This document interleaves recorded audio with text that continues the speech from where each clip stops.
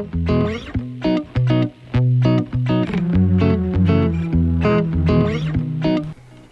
guys, how can you tell if your chickens are hungry? Let me tell you something. I feed them about every 2 days, 3 or 4 scoops, and I've got right at 40 chickens. I think I've lost a couple here and there, but we're gonna go outside and see what they do. They don't love me until they're hungry. Let's go outside, check it out.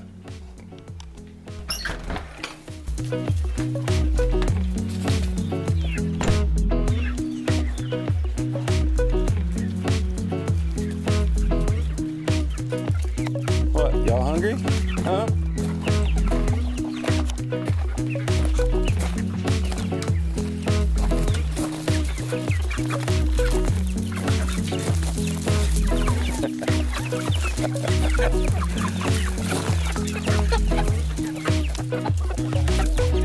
Don't want to touch it, but I got one that'll come up to me and wants loved on all the time. Where you at, Dolly? There you are. Oh, Dolly. She loves getting petted. Here, Dolly. Come on. Come on.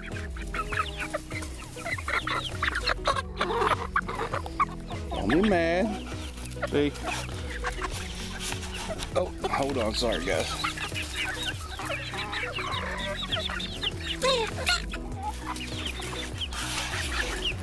Mr. Rooster here, Dr. Love. Can't show me any love until it's hungry time, right? You gonna let me pet you? No, you won't. All right, let's get you some food.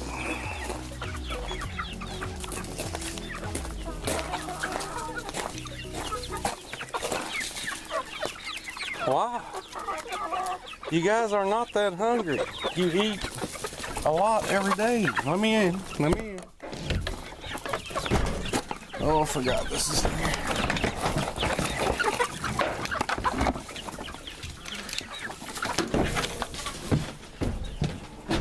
All right. No, no, no, no. Watch out. Watch out. Watch out, Dolly. Watch out. All right, hopefully you guys can see it here, but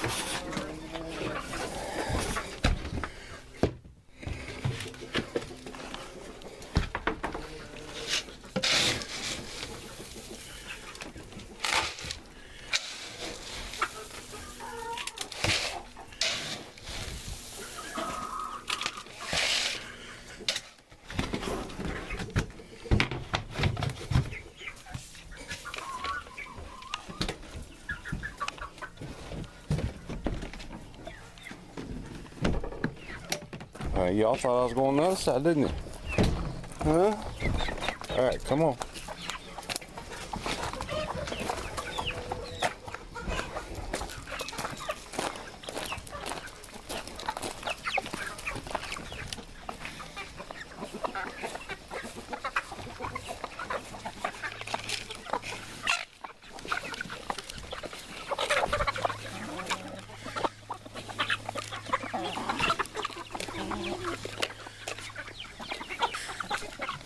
That'll keep them busy for a minute. If you don't have chickens right now, in this day and time, you may wish that you did. I just feed them with a little goat trough. That's what I do. They come up here.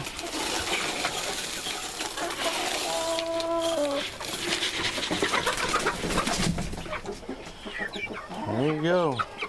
Have at it. Now y'all leave me alone.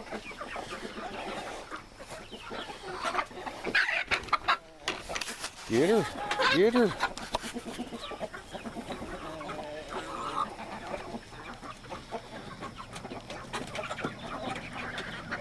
They act like they haven't been fed in days.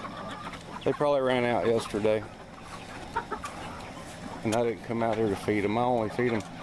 I mean, they've got bugs and everything else out here in free range. But they still got to have that green. They love it.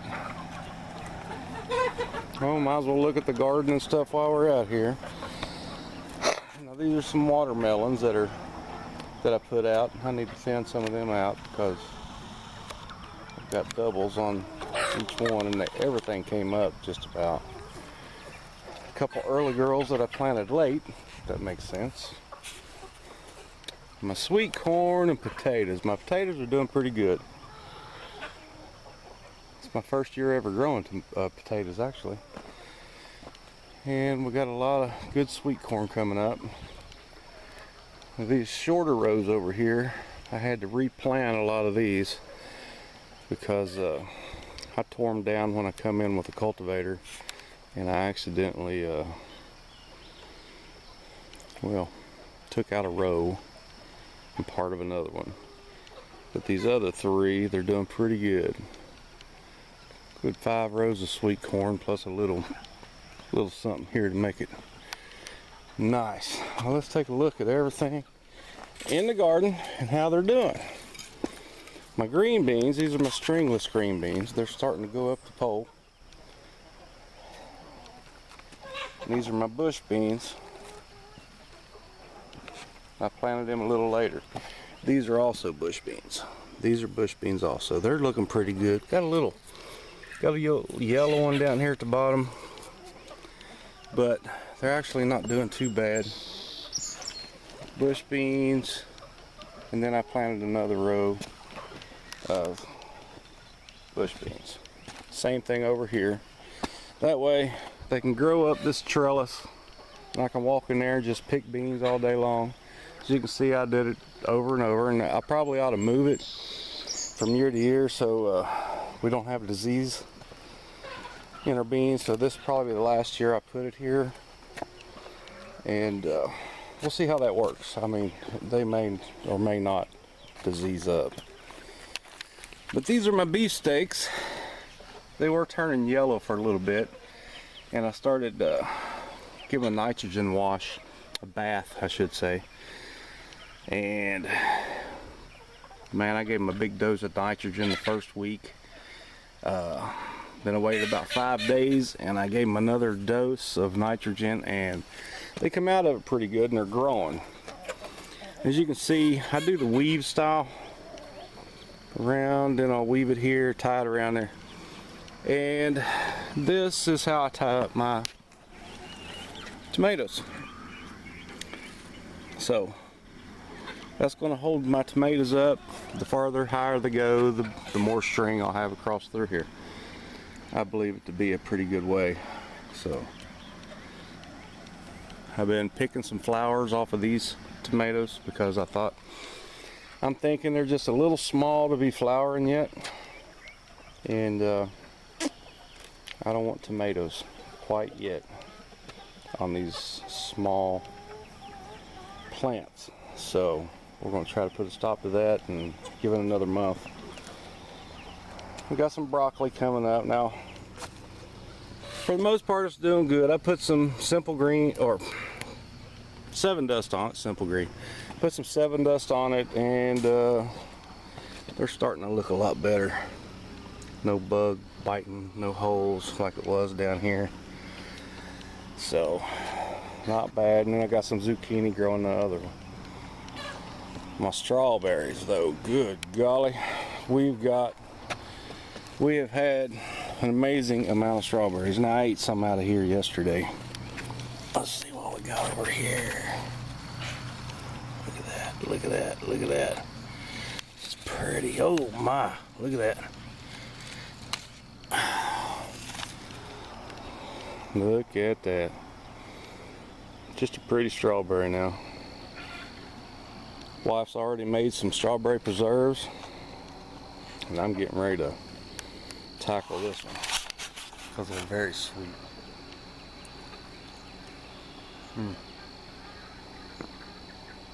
There's no strawberry like the ones you grow yourself, and just about anything in the garden, but strawberry,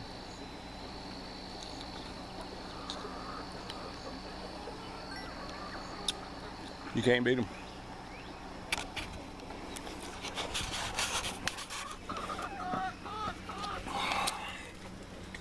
Peppers.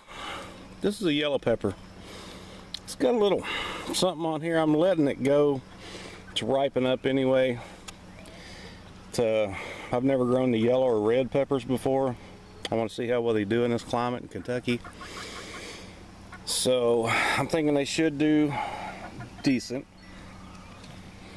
The yellow peppers, they're full of vitamin C. They're like 3 times the amount that your red peppers have. But your red bell peppers are a much sweeter. If you can let them go until they're fully ripe and red, it's a much sweeter pepper. Then I've got some green bells. This is the Bonnie bell. Of course, these will work the way they usually do, you know, coming in when they want. Now here, these are, well, they're a jalapeno, but they're not. They are called a jalapeno. They got the jalapeno taste without the little nip that it gives, the little hotness, the spiciness. I got some more early girls coming right here. And it looks like my blackberries are starting to come over, and this plant over here has went crazy this year. I mean, it's growing new limbs off of it. It's just gone crazy to where my other blackberry over here is doing okay. It looks like it's got a main stem coming up to the middle. But we do have berries coming on both of them. And I can't wait for these things to get ready, because these are the thornless blackberries, and look at there. They're going to be big, they're going to be juicy, and they're going to be sweet.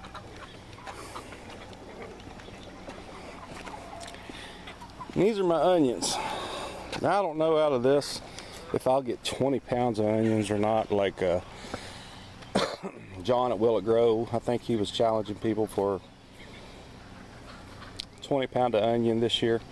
Well, I don't know if I'll make that. This is the first year I've grown onions also, so we'll see how they do. And then my cucumbers. I've got a lot of cucumbers in here. I'm going to grow up this trellis, I hope, and everything comes out right. So far they're looking nice and green and healthy, and don't look like any bugs are on them. I did put the powder on these, the 7 dust on these also, to try to avoid aphids and whatever it is, the cucumber worm or whatever that gets on those and destroys them. So that's pretty much my little garden at the moment. But I do want to show you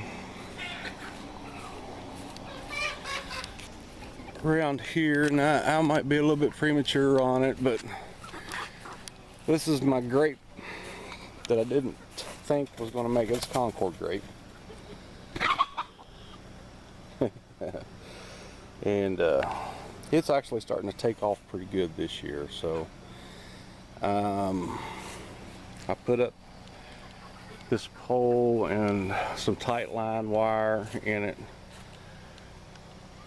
for future purposes, so it'll start wrapping itself around. I need to start training it, and that way it'll start growing on this a little better, or when it gets more mature, I should say. So not sure how exactly to do it, besides just let them go, see what happens. It's already attached itself to the fence back there, so I know it's going to grow on that fence also. But I got 2 more up here that are just planted this year. One here. We've got one here. So I'm going to wait until next year before I try to put a tight line on it to see how high it gets and everything also. So well, let's go out and look at the field that I have out here of sunflower and, well, it's purple. I call it Halloween corn. It's maize. That's what it is. Let's go look at it. All this dirt area that you see full of rock, this was a big old hole that was here when we moved here 10 years ago. We never did fill it in. I just started throwing junk in it and it become a junk hole basically. And we finally filled it in this year. But as you can see, trying to grow anything in it would probably almost be impossible, you'd think, with all this rock.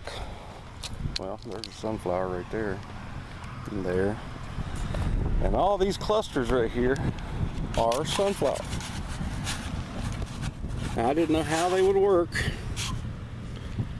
putting them in for clusters. You know, I just went down the row and I just took my hand and just threw out seed right down the rows, as you can see. And they're doing pretty good. Look right down through there, you can see them everywhere. And I'm surprised at that. I'm just wondering how it's going to stunt their growth being so close together. I don't want to thin them out too much, just because my bees are going to enjoy them. Whatever height they get is whatever height they get. But these are not the black oil sunflower seeds that you feed birds. I have thrown some of them out over here. I want to see how they work. And some of them are coming up, as you can see.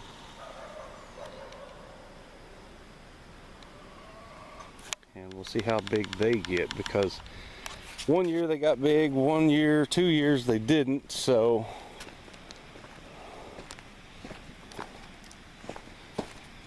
let's just look, you know, you can see they have enough room for growth, in my opinion. These two are going to be sharing, looks like.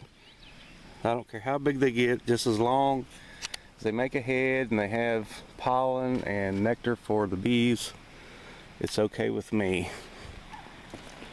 Then I have corn down here. This is my maize. And I've got a few rows of it.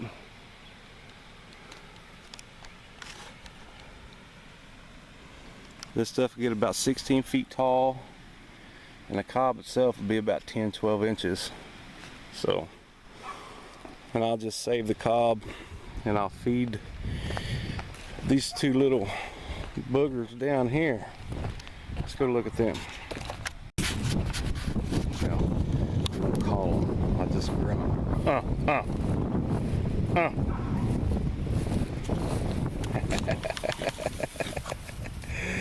I've had more enjoyment out of these little fellas than you'd ever know.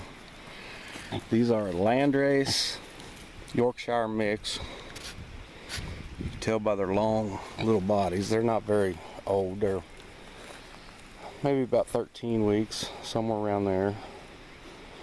And they're rooting up a little bit of everything. Once the ground gets wet, they go right up to the electric fence. And this is a Premier One pig fence, pig fencing. Works very well. I've not had any kind of problem out of it, and they were trained on it the first day. And it's Squiggy and Laverne. And if y'all could tell me in the comments which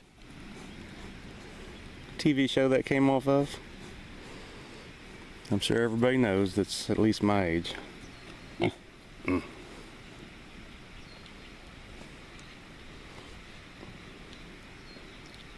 I'll be back down a little bit to give you some food, guys and gals.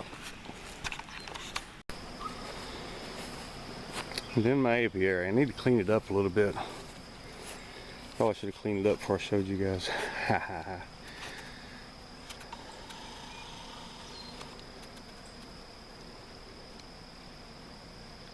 That's a swarm that I caught this year, and this is a small split.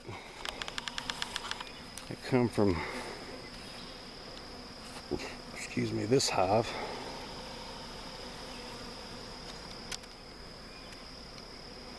Which they're doing very well. Producing quite a bit of honey this year.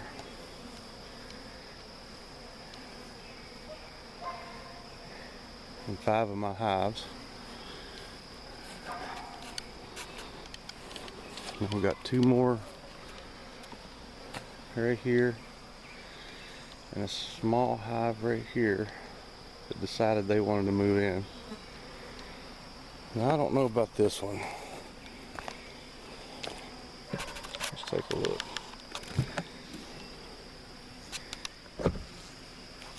Yeah, they just need to find a good home.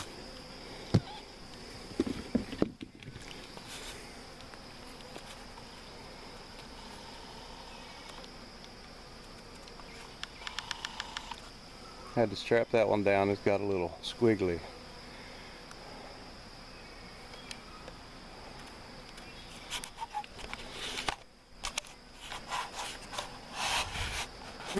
Alright guys, well that pretty much does it for